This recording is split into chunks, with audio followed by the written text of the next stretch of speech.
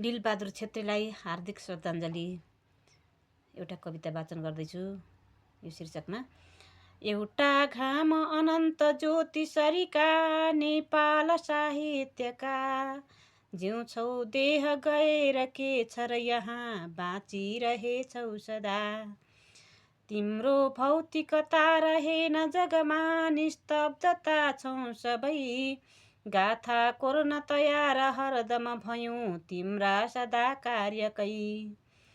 तिम्रा चिन्तनको सदैव जगले त्यो ओतका खातिर, आभारी दुनियाँ छ गर्दछ सदा सम्झन्छ नै हरदम।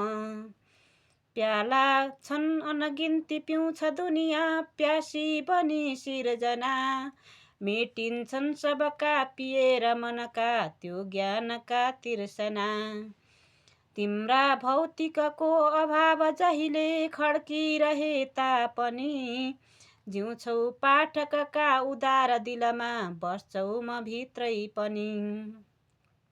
बाहौ बालकका सदा जगतका आमा भए सिर्जना, छोड्यौ ज्ञान सदा सदा मनुजका मेटिदिने तिर्सना। यस्तै प्राकृत धर्म हो सबजना जानै छ जानै तर, आशीर्वाद सदैव पाउन सकौँ आनन्दका खातिर। बाँधेको कर अञ्जली कुसुमले लिँदै पवित्र पनि, श्रद्धा साथ चढाउँदैछु मनले हे लीला श्रद्धाञ्जली। बाँधेको कर अञ्जली कुसुमले लिँदै पवित्र पनि, श्रद्धा साथ चढाउँदैछु मनले हे लीला श्रद्धाञ्जली।